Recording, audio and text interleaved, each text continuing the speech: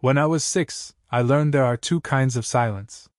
There's the hush that tucks you in, the kind with the dishwasher murmuring in the kitchen and the attic settling in soft clicks, everyone asleep, the house breathing alongside you. And there's the other kind, an emptiness so clean and flat that even the scrape of your own breath sounds like a mistake carved into glass. That second kind of silence has a way of turning small rebellions into acts of faith. It makes a glowing rectangle across the room, one television screen, a lighthouse for the disobedient. I was a disobedient child in a mild, suburban way. If you told me not to sneak frosting from the cake cooling on the counter, I'd come away sticky-fingered as a raccoon. If you told me lights out, I'd read under the blanket until the smell of hot polyester made my eyes water. So when my mother, Diane, told me that the late-night animation block was off-limits, too much swearing, too many grown-up jokes, she said, I heard, as children hear, an invitation with a velvet rope. A handful of nights I got away with it. Our living room had thick carpet that muffled sound, and I knew which stair creaked and which didn't. I'd sit cross-legged on the beige shag, closer than I should have been, the TV remote like a secret tool in my palms. The cartoons made me giddy and nervous. They were all spiky lines and sneers, loud-mouthed characters who smoked or bled in Technicolor and didn't apologize. I laughed, then glanced over my shoulder. That was our bargain, a giggle and a flinch in exchange for peeking at the adult world. Then my luck ran out. One night, my mother found me planted inches from the screen, mouth open, watching something I shouldn't have been watching at an hour I shouldn't have been awake. She didn't yell. She had the kind of anger that came in slow, cold tides. The TV clicked off, the room shrank around the silence, and a wooden spoon made its point across the back of my legs. I cried the way children cry when they've been told the world is taller than they are. Upstairs, tucked under a quilt with ducklings printed on it, I vowed to be good. I vowed a lot of things as a child. No more late-night cartoons. No more chocolate cake. No more lies. A week later, my father came to town. His name was Victor, and he chased storms for a living. That sounds romantic when you're small, like he rode the thunder, like the thunder called him by his first name. The truth was less magic and perhaps more noble. He installed and repaired weather instruments across the Midwest, which meant he lived out of motels and long stretches of highway. He would show up in a battered truck that smelled of rain and old coffee, say, "Hey, kiddo," lift me up like I weighed nothing, and then fill the house with stories. A green sky before hail, lightning that stitched the horizon, a tornado that opened a barn like a book and left every page in its place. He stayed on the pull-out couch when he visited. Mom slept with her bedroom door shut and a rosary looped around the lamp finial. Dad and I stayed up. There was a softness to his rules. He said yes to an extra cookie, yes to a second hour, yes to 10 more minutes. He felt bad about not living with us. I understand that now. Back then, I only understood that love could look like permission. That night, this was late fall, the kind of night where the heater clicks on and your eyelashes feel dry, we sat together with the TV murmuring in a friendly way. He told me about a supercell in Kansas that made the air taste like pennies. By the time he finished, it was almost 1 in the morning. The house had sunk into that late hush that amplifies every sound, the refrigerator cycling on, the tick of the mantel clock, my father's snore, which wasn't a snore so much as a foghorn with a day job. He fell asleep first, propped on the couch with his arm over his eyes. I had the remote. I knew what channel I wanted. Somewhere inside me, a little crank turned, a click-click of trespass I couldn't help winding. I changed the station to the late-night block I wasn't supposed to watch. The cartoons I knew were mid-segment, sarcastic and loud. The colors were gaudy. I felt that kid thrill all over again. There I was, awake when the world was asleep, holding the glowing edge of a thing I'd been told not to touch. A commercial break came. The screen went black. A black screen was not unusual. That block had a habit of cutting to black, leaving a beat of quiet before the next joke. But the quiet went on a bit too long. The screen didn't show the usual bumper. I inched closer. The remote lay by my knee. Behind me the couch exhaled my father's snore. Ahead of me the television's face was a mirror with its lights off. Something changed inside me, a slow draw of the other kind of silence, the kind that scrubbed away the hum. Then the TV jolted, some static hiccup, a vertical tear that zipped and sealed. A logo appeared. Not the stations, not the networks. White lines on black. A thick border. Cross-hatching within it, crisp and indifferent. It looked like a stamp you'd see on a package you weren't supposed to open. For a moment I thought of a picture frame that had been drained of its photograph. The logo dissolved into black. A deep chord rolled through the speakers, one of those sounds you feel in your ribs, like a movie theater shiver. A man's voice followed, sonorous and old-fashioned, the kind that tells you you're about to be shown something important. We now present our feature presentation. I shouldn't have felt relief, but I did. I was 6. I thought a movie. I thought, something grown-up has begun and I am being ushered in by the voice that asks you to turn off your cell phone and buy popcorn in commercials. The voice conferred permission. The permission felt formal. I tucked my knees under my chin. The first image was rain. It fell from a sky that wasn't there, the screen an asphalt surface for clear beads to shatter against. In among the translucent drops were streaks of red, the kind of red that pretends to be blood and fails. It had the blunt, unvaried tone of a plastic toy. Even so, at that hour, on that carpet, my stomach cooled. The rain fell harder. It made no sound. The score crept in instead, a piano, slightly out of tune, repeating a melody that refused to resolve. The camera cut to an overhead view of a street. The street was made of lines, as if drawn by a careful child. Near the center of the frame moved a figure, a girl, though girl, only because of the suggestion of hair. Her hair was a purple so rich it vibrated.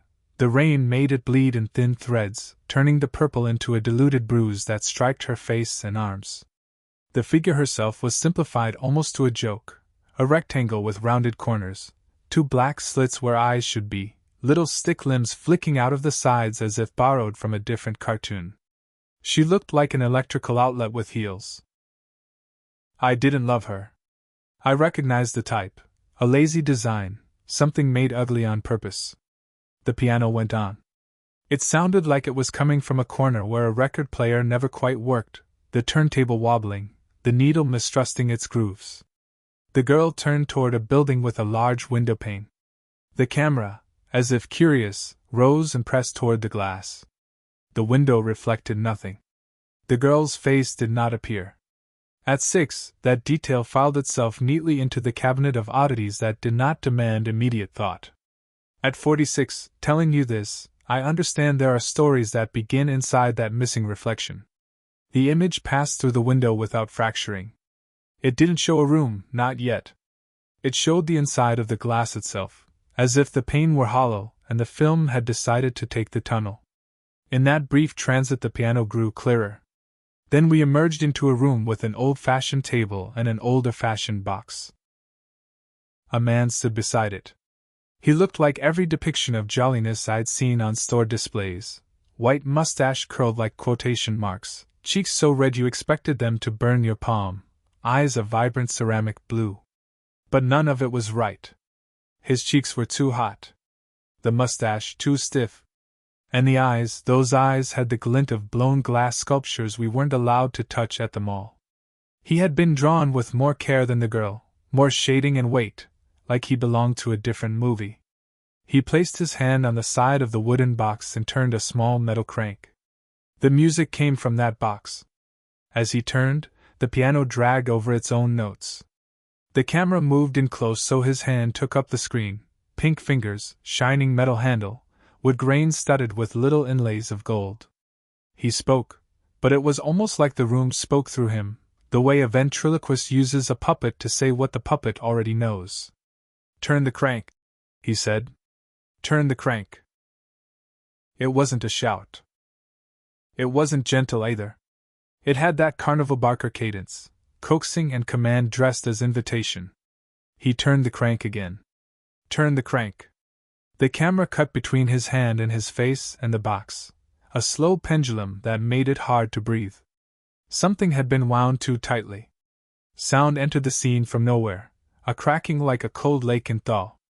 The wooden base of the box developed veins, thin at first, then growing into fissures. The man's cheeks paled in blotches, as if the color in them depended on the box. He kept turning. The crank shuddered in his grip. I slid back toward the couch. I told myself I was moving because I wanted to be close to my father. In truth, it was to put something between me and the TV, a bridge of upholstery I could hold on to if the world fell out beneath me. His snore didn't break. My heel brushed his sock. He didn't twitch. The cracking amplified into a tearing tone that seemed to de-thread the room. The camera refused to widen. It insisted on fascination. The box splintered. Smoke funneled out of its seams, not gray and natural but a theatrical plume that looked like crumpled tissue paper pulled from a magician's sleeve. The smoke stayed near the box, respecting an invisible boundary. The man let go of the crank. It drooped. "No more must I turn the crank," he said softly enough that the speaker hiss picked up the gap between syllables. His eyes, which I had thought of as twinkling, because that's the word that attaches to certain stock images, lost their shine. I watched the gloss on the blue turn to a film. Then, with a tiny clink you could barely hear under the record player piano, each eye cracked. Not a theatrical shatter, not shards exploding outward. They crumbled like sugar domes under a thin stream of water. Pieces fell. Little chips of blue glass hit the floor and didn't bounce. I understood almost nothing. I understood enough to be wounded. The piano continued without him. He didn't cover his face. The camera didn't cut away. The script of his cheeks faded to wax. "The lonesome girl has finally sank," he whispered, like someone delivering a line he had earned by suffering for it. The grammar bumped. He didn't fix it. An abrupt blackness arrived, like a curtain dropped by a stagehand who'd been waiting too long for the cue. Then there was a high shot of a city street. Glass covered everything. It was a snowfall made of blades. Only the tops of buildings were visible above it, tinted a rusty red by whatever colored the fallen glass. The camera descended in harsh, choppy cuts as if a novice editor were taking bites out of each layer. At the bottom of that glass ocean lay the girl. Her purple hair had dissolved into a pale lavender halo. Her little black slit eyes were closed. The stick limbs pointed nowhere. I cried then. I don't mean that I sniffled or whimpered. I mean the kind of cry that folds you in half and scrapes your lungs on the furniture. I was a child who could not abide the wrong silence or the wrong noise. The film had given me both.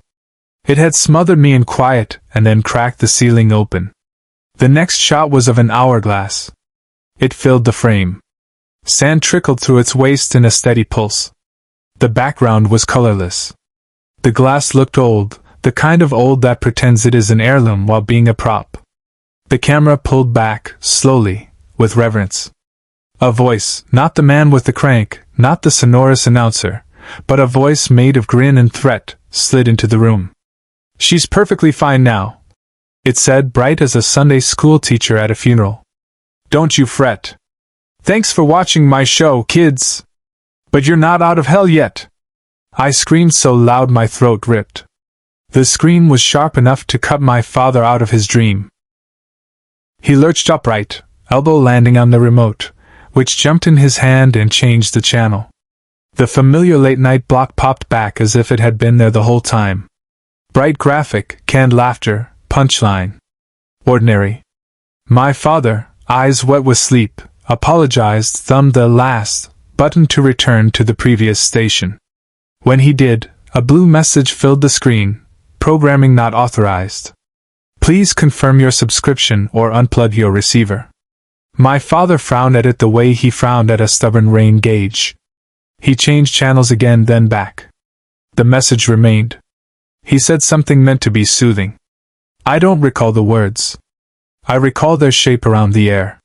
I recall the fact that he didn't arrest me for the original sin of tuning the forbidden thing. He was too busy trying to fix what he thought he'd broken.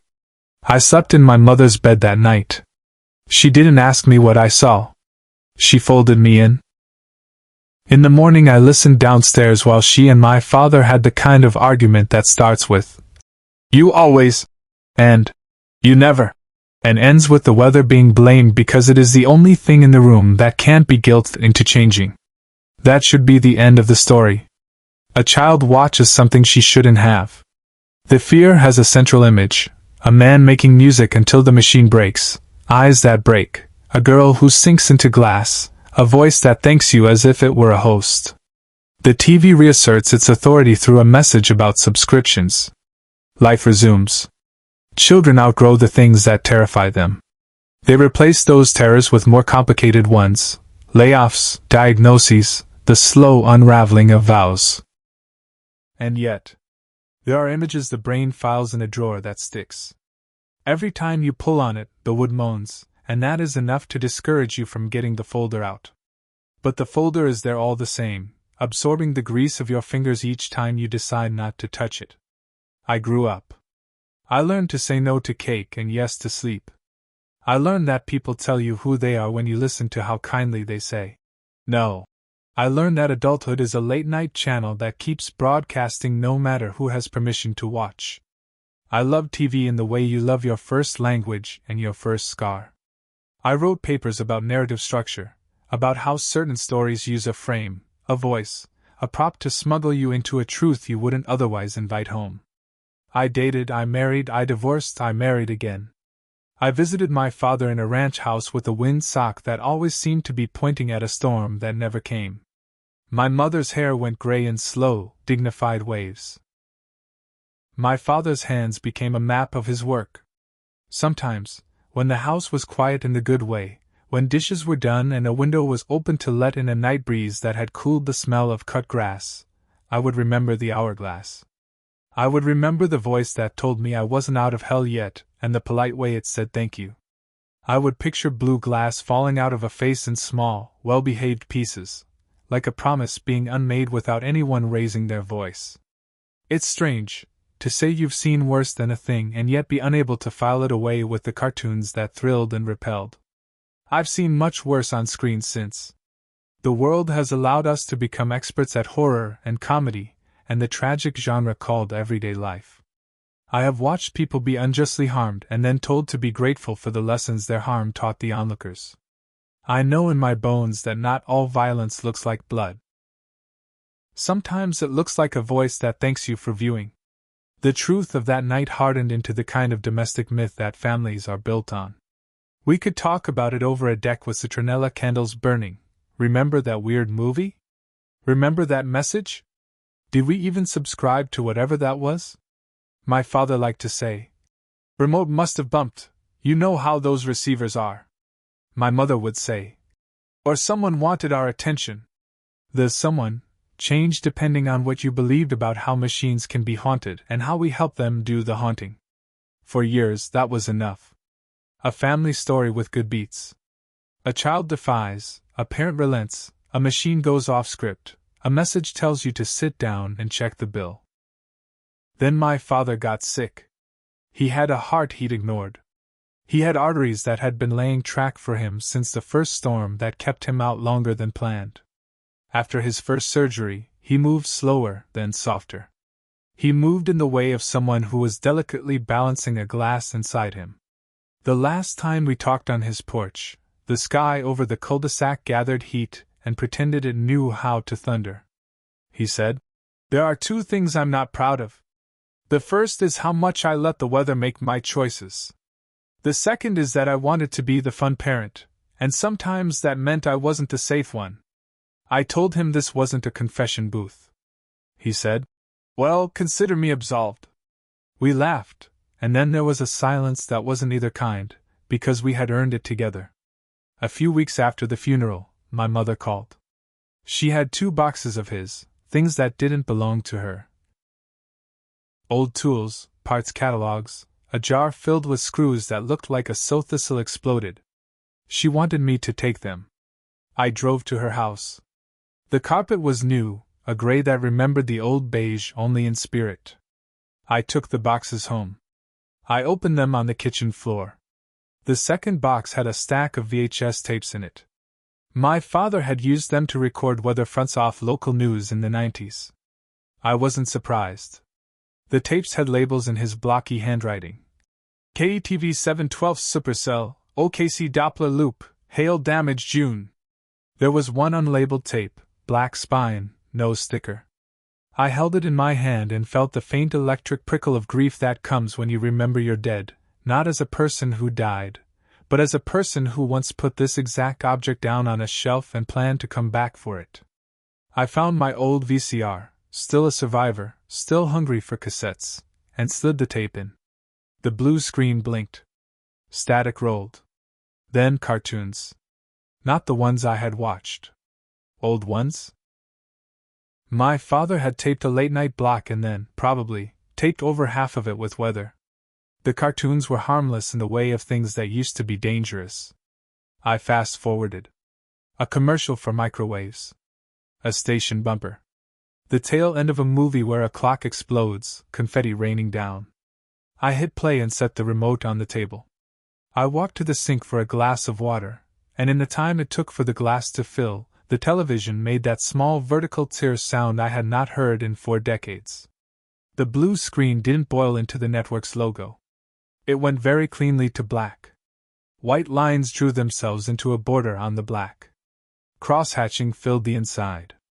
I didn't set the glass down. I didn't call anyone. I am not a child anymore. But let me tell you, there are silences that don't care how old you are. A deep chord rolled like a sleep-eaten memory.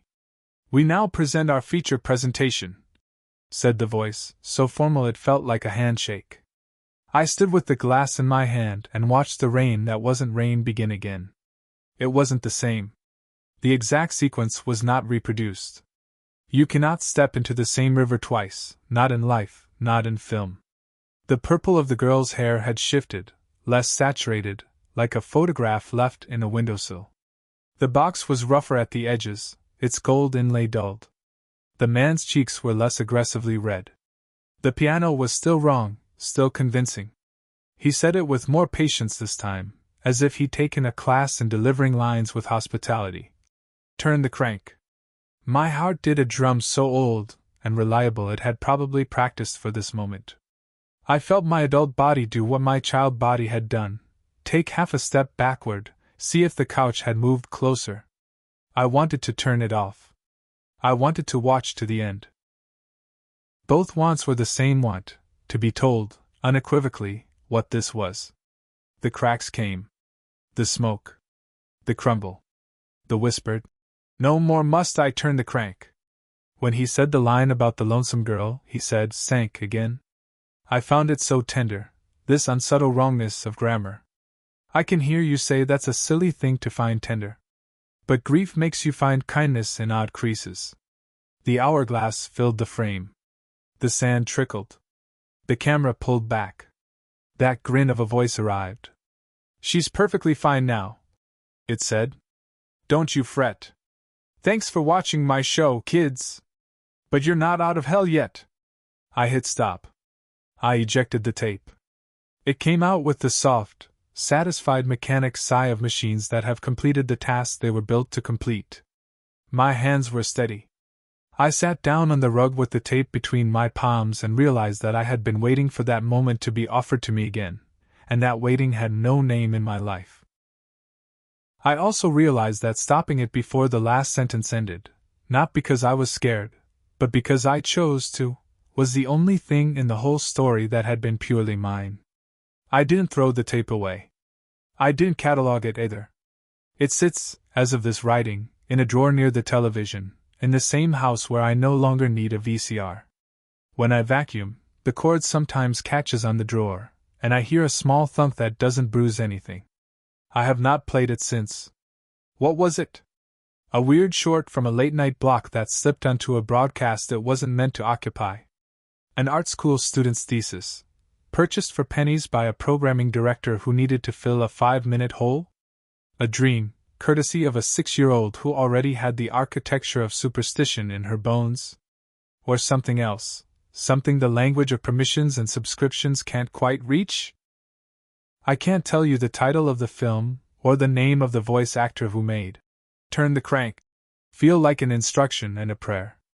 I can tell you it exists, at least to the degree that objects exist, a tape you can hold, a sequence you can stop, words you can repeat in the lilt you heard them first. I can tell you it has a way of asking questions about our lives that I didn't know how to ask for years. Who does the turning when the room expects music, and what breaks when we finally stop? Who gets to say, "No more must I"? And what falls out of our faces when we do? Where does all the glass go, the shards of rules we broke and rules that broke us? Who thanks us for watching and then informs us that the show isn't over, not by a long shot? I tell this story now because I am old enough to love the complications.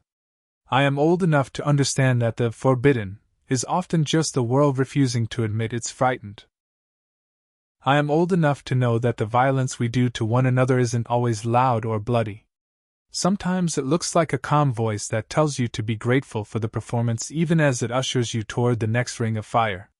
Sometimes injustice wears a smile and a well-lit logo. Sometimes you are a child waiting for a bumper that never arrives. Sometimes you are the adult with a tape you could play again and don't. I promise you a happy ending of a sort. Not because the movie deserves one, but because I do, and perhaps you do too. Here it is. The last time I visited my mother, we made tea and watched a home renovation show at a perfectly decent hour. She fell asleep in her chair. The TV asked if we were still watching, a kindness automation has invented so couches can be believed. I turned it off. The room filled with the first silence, the good one, the one that tucks you in. I walked to the window. Outside, the streetlights turned the road into a shallow lake. My reflection looked back at me, unremarkable, present, mine. I have spent many nights since awake later than I should be, not in defiance but because the world is louder now and it takes longer for it to settle. On some of those nights, I still hear it, very faintly, the click of a small crank somewhere in the house, turning itself, insisting on motion. I smile, and then I don't. I let the noise become a part of the good silence. If you grew up with your own forbidden channels, if you were told this is for adults, this joke isn't yours, this violence does not belong to you, tell me what you saw when you peeked anyway. Tell me where you think the line sits between protection and control. Tell me whether you believe some harms are necessary to learn how to be good, or if that's what the harms say so we'll keep them fed. And if you've ever found yourself in a situation where someone smiled and said thank you while pushing you toward a place you never agreed to go, I want to hear that, too. Let's talk about the small injustices we normalize so the big ones can conti.